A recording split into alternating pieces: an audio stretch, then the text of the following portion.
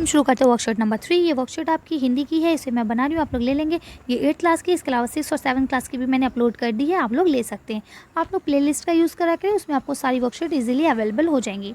चलिए शुरू करते हैं। तो इसे आप अच्छे से लेबल कर लेंगे, वर्कशीट नंबर डाल देंगे, वर्कशीट का टॉपिक डाल देंगे, अपना नाम, अपने क्लास टीचर का नाम और अपनी डेट डाल देंगे। देखिए क्या लिखा है, बच्चों पिछले कार्यपत्रों में हमने पढ़ा कि बदलू गाँव में लाख की चूड़ी बनाने का काम करता है और वह लेखक को सुंदर सुंदर लाख की गोलियां बनाकर देता था। वह चूड़ियों को पैसों से नहीं बेचता, बल्कि उसका अभी तक भी वस्तु विनिमय का ही तरीका था। संसार में बदलू को किसी बात से चिढ़ थी। अगर सिर्फ उसको चिढ़ थी तो किस बात से थी, तो वो थी कांच की चूड़ी से। यानी उसे सिर्फ बुरी क्या लगती थी, कांच की चूड़ियाँ लगती थी। यदि किसी भी स्त्री के हाथ में उसने कांच की चूड़ी को दिख जाती थी तो वह उसे क्या करता था, अंदर ही अंदर कूटता था और उसके बाद कभी कदार उसे 2-4 बातें भी सुना दिया करता था।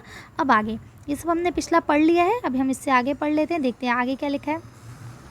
मुझसे तो वह घंटों बात किया करता, यानी लेखक से बहुत देर तक बातें करता था। कभी मेरी पढ़ाई के बारे में पूछता, कभी मेरे घर के बारे में और कभी यूं ही क्या पूछता, शहर के बारे में।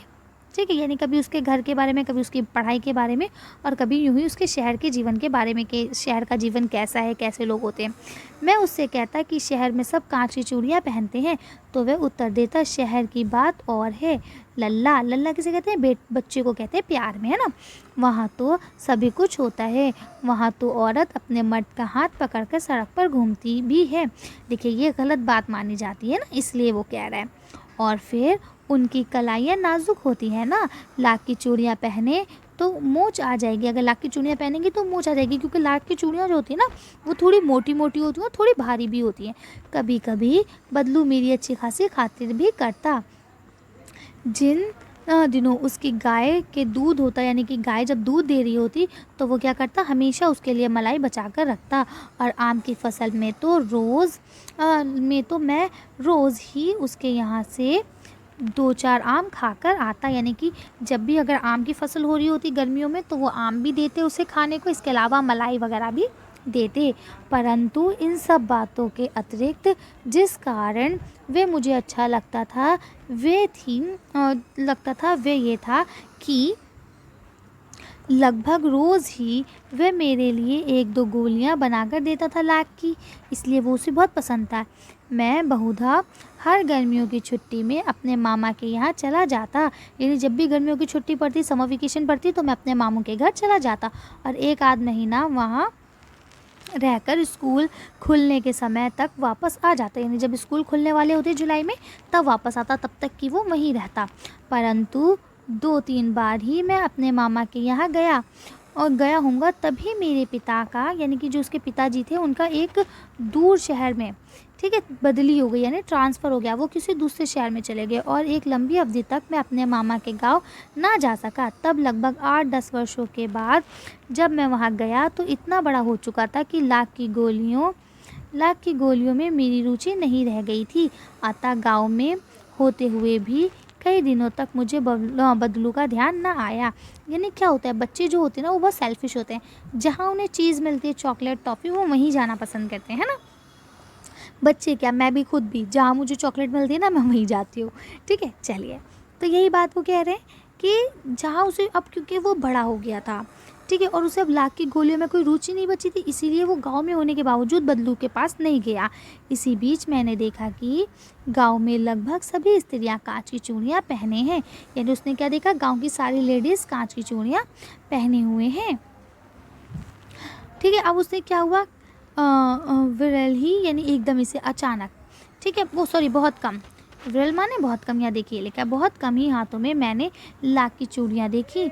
तब एक दिन सहसा यानी अचानक से मुझे बदलू का ध्यान हुआ, यानी कि उसे एकदम से बदलू ध्यान आया।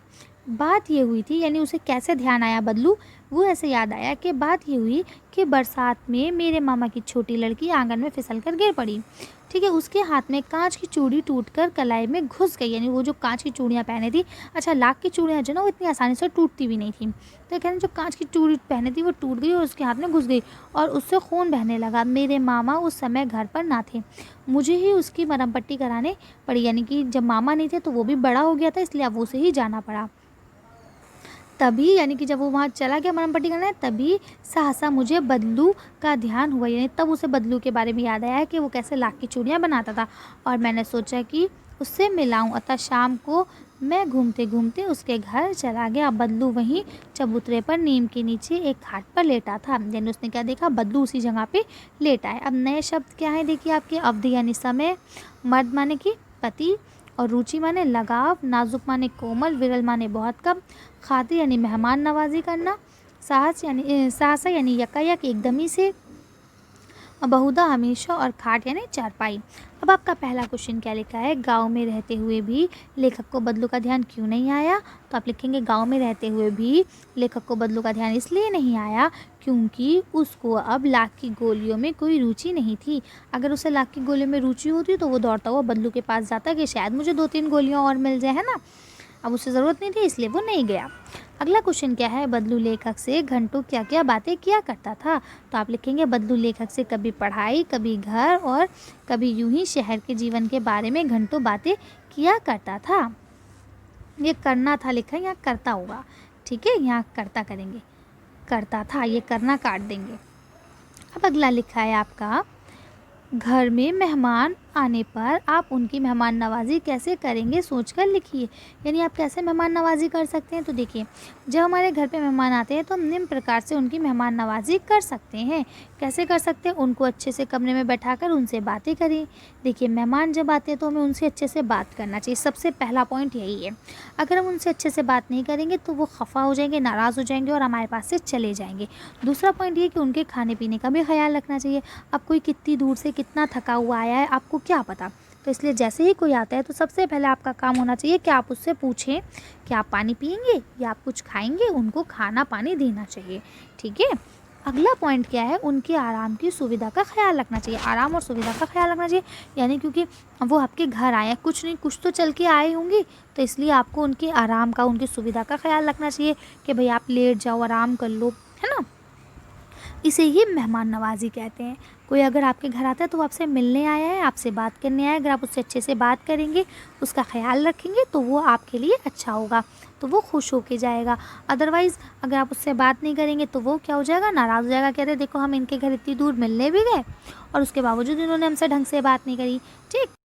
अब आपका आखिरी क्वेश्चन है, अपने मित्रों या भाई बहनों से बातचीत कर लिखिए कि लाख से चूड़ियों के अतिरिक्त क्या क्या चीज़ें बनती हैं। तो देखिए, लाख से चूड़ियाँ बनती हैं, ये तो हमने पढ़ लिया। इसके अलावा हमने पढ़ा कि गोली भी वो बना के देता था। इसके अलावा डिब्बे, आभूषण यानी कि आपकी ज्वेलरी वगैरह, और पेन स्टैंड भी बनते हैं। इसके अलावा कुंजी के छल्ले यानी जो आपकी की रिंग होती है ना, की रिंग, वो फ़ोटो फ्रेम आदि चीज़ें बनती हैं। इसके अलावा भी बहुत सारी चीज़ें जो बनती हैं, लेकिन मैंने यहाँ कुछ चीज़ें लिखी हैं तो आप ये भी लिख सकते हैं। इसके अलावा आप अपने पेरेंट्स से पूछेंगे, देखिए आपकी मम्मा और आपके डैडी आपको क्या और चीज़ें बता सकते हैं, है ना, तो आप वो भी लिख सकते हैं। तो आज की वर्कशीट हम यही ख़त्म करते हैं। आज की वीडियो में बस इतना ही। अगर आपको हमारी वीडियो पसंद आई हो तो प्लीज़ इसे लाइक और शेयर करें।